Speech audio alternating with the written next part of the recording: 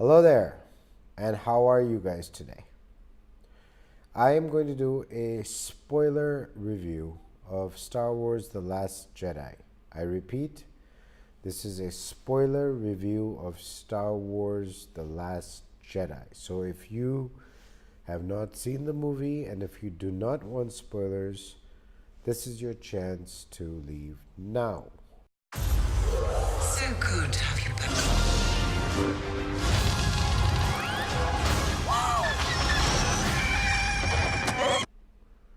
If you are still here, well, let's get started. So first of all, let me just tell you, I watched this movie twice. The first time I watched it, to be very honest with you, I liked it, but it was not what I was expecting. I thought it's going to be different. I thought it's going to be better.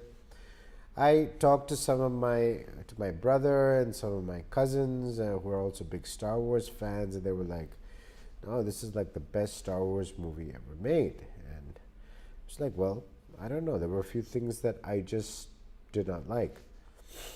But then I watched the movie again yesterday, and this time I have to tell you that I watched the movie the second time, and I really, really liked it a lot.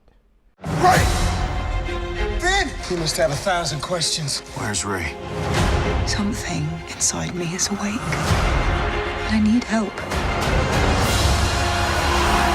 We are the spark that'll light the fire that'll burn the First Order down.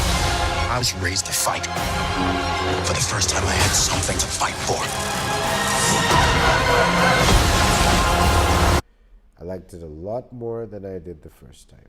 Now, I have a theory behind that. I think the first time when I watched the movie, I had too many expectations in my mind. I expected them to answer certain questions that I had, particularly about who Rey's parents were, who was Snoke, etc., etc.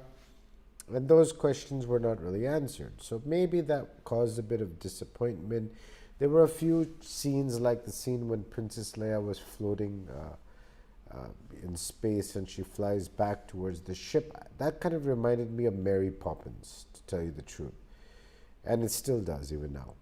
But putting all that aside, the second time when I watched the movie, first of all, there was a different energy. The first time I went alone.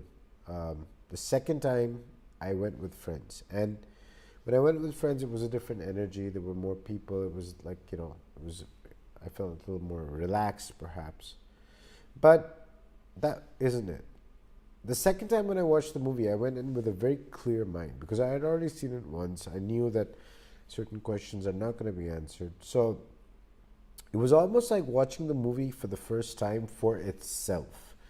The first time when I watched the movie, it was more like I'm watching a movie that is going to answer the questions I had from the last movie. All right? Now, this time when I went afresh, I really loved the movie.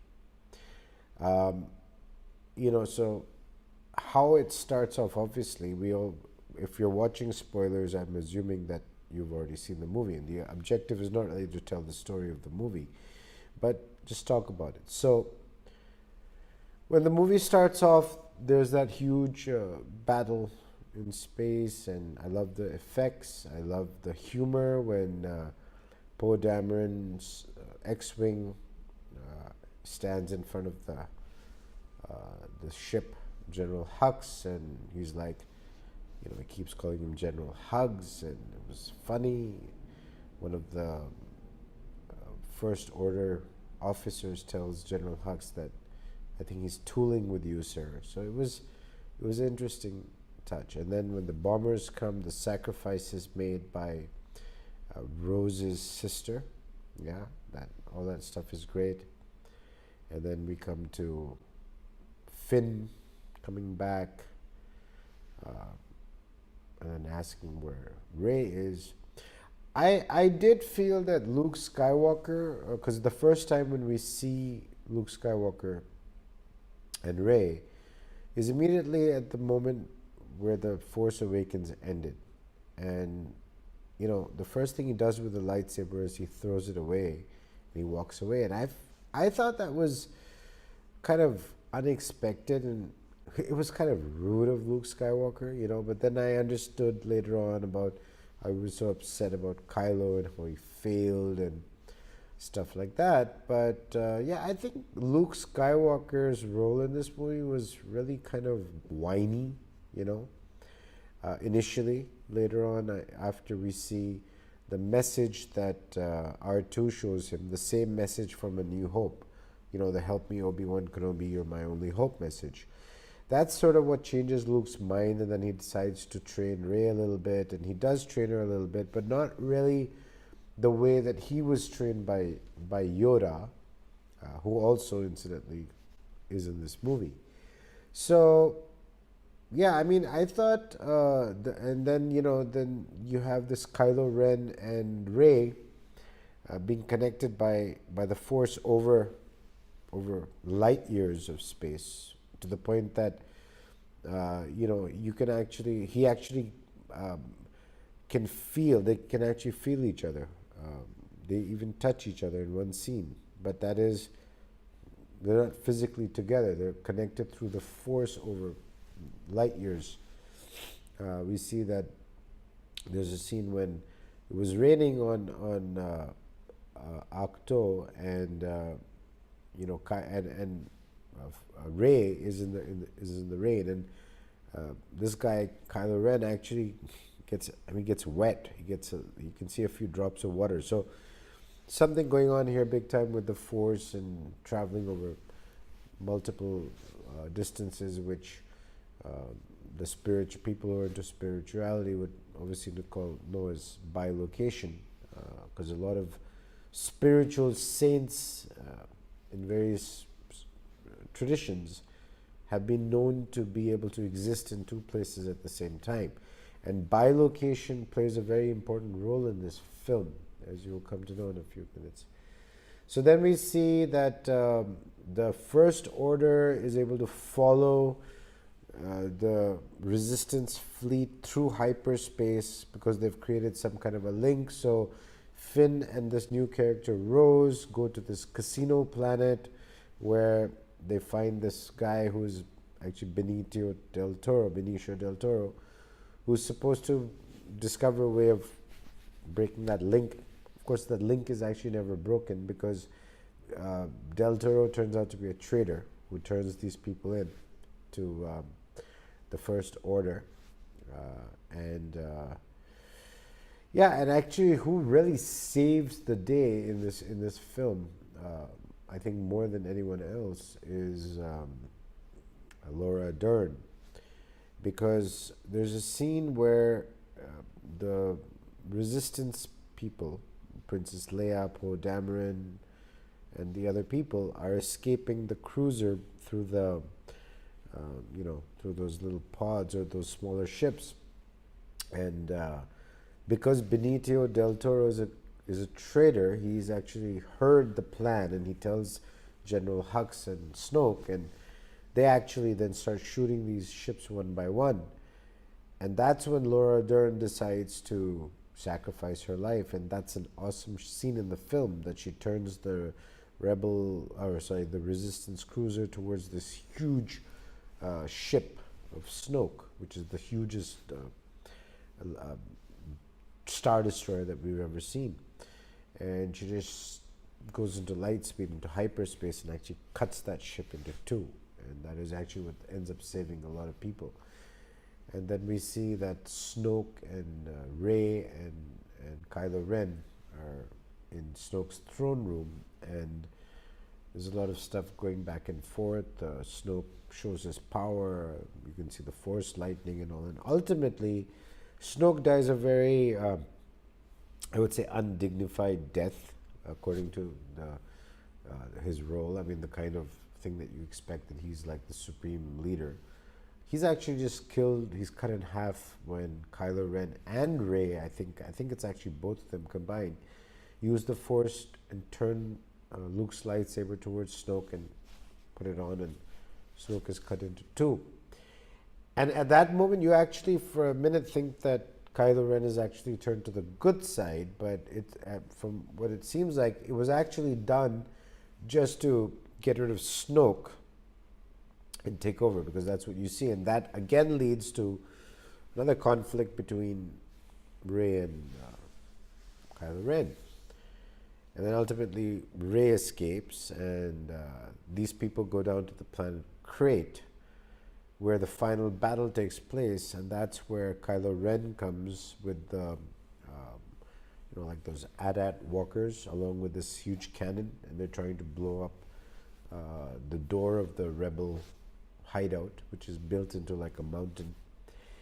And just when you think that all hope is lost, Luke Skywalker comes, and he and Kylo Ren don't really exactly fight, but they're like with lightsabers. And then when Kylo tries to kill Luke, you see that the lightsaber just goes through Luke, and then he tries to stab Luke, and again it just goes through him. So that's when you realize that Luke is actually back on Ahch-To, meditating, and he projects an image of himself, or perhaps, like his soul comes to Crate to fight with Kylo Ren.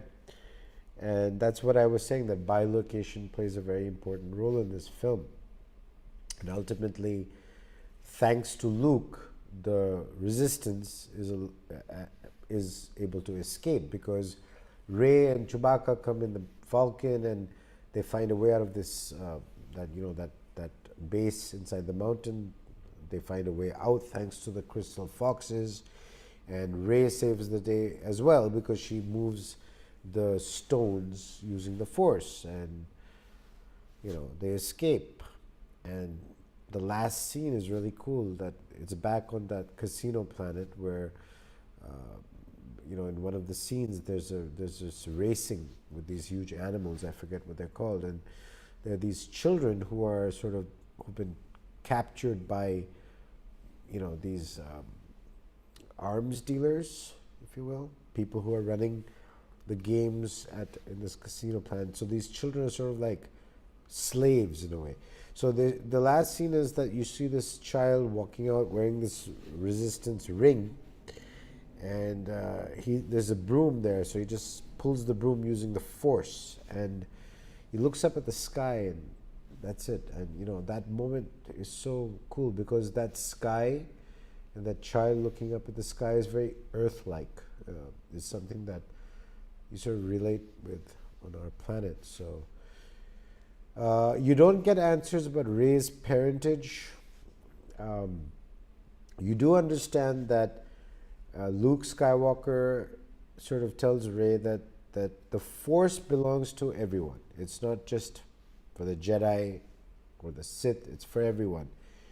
And actually that is the message that I sort of understood better the second time I watched the movie, because I was sort of expecting Rey to be someone, like some Skywalker or whatever.